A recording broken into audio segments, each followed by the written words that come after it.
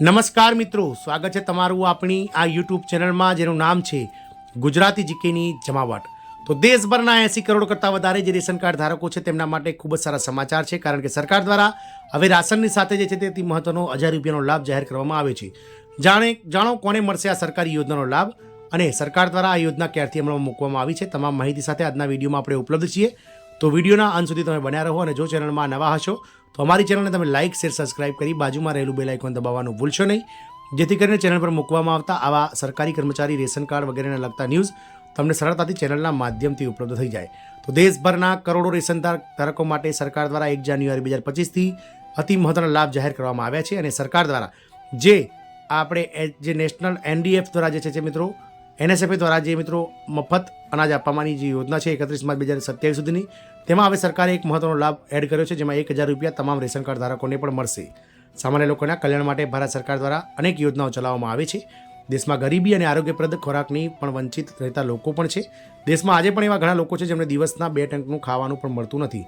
ભારત સરકાર રાષ્ટ્રીય ખાદ્ય સુરક્ષા કાયદા હેઠળ આવા ગરીબ જરૂરિયાતમંદોને મફત રાશન પૂરું પાડે છે। દેશભરમાં 80 કરોડ રાશન કાર્ડ ધારકો ગરીબો સુધી અનાજ પહોંચાડવા માટે સરકારની યોજના પુરવઠાની એક પ્રક્રિયા છે, જેમાં સસ્તા દરે રેશન પૂરું પાડવામાં આવે છે અને તે માટે સરકારે રેશન કાર્ડ જારી કરે છે।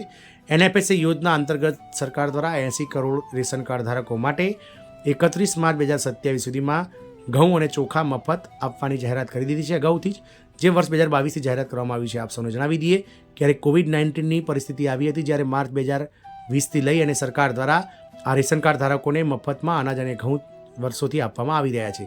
એટલે કે સરકાર જે છે તે મિત્રો આવી વિકટ પરિસ્થિતિમાં જે છે તે સામાન્ય જનતા સાથે ઊભી છે અને સરકાર આગામી 31 માર્ચ 2027 સુધી આ તમામ લોકોને રેશન કાર્ડ ધારકોને જે છે તે અનાજ મફત આપવા જઈ રહી છે।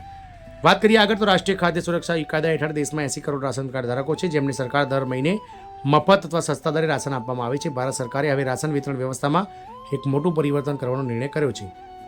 રાશનની સાથે 1000 રૂપિયા તાજેતરમાં જ સરકાર દ્વારા રાશન કાર્ડ ધારકો માટે એક મોટા સમાચાર આવે છે। હવે રાશન કાર્ડ ધારકોને તેમના રાશન કાર્ડ પર રાશનની સાથે 1000 રૂપિયા પણ મળશે। નવા વર્ષથી તમામ રાશન કાર્ડ ધારકોને સરકારની આ સુવિધાનો લાભ મળવા જઈ રહ્યો છે। આ રાશન કાર્ડ ધારકોને નાણાકીય લાભ આપવા માટે મહત્વના પગલારૂપ માનવામાં આવે છે। જાન્યુઆરીથી મળશે લાભ। સરકારના નિર્ણયનો લાભ અમલ આગામી નવા વર્ષથી એટલે કે 1 જાન્યુઆરી 2025થી થઈ ગયો છે અને ભારત સરકાર દ્વારા નવા રાશન કાર્ડ ધારકોને રાશનની સાથે 1000 રૂપિયા પણ આપવામાં આવશે। સરકાર 5 કિલો મફત રાશન આપશે, તો આ સાથે લાભાર્થી પરિવારના બેંકના ખાતામાં 1000 રૂપિયા પણ જમા કરવામાં આવશે। કોને મળશે લાભ? અત્રે નોંધનીય છે કે સરકારની આ પહેલ ગરીબ પરિવારોને તેમની રોજિંદી જીવન જરૂરિયાતો પૂરી પાડવામાં મદદ કરશે। જોકે સરકારે આ લાભ લેવા માટે કેટલાક યોગ્યતા આધારિત માપદંડો નક્કી કર્યા છે।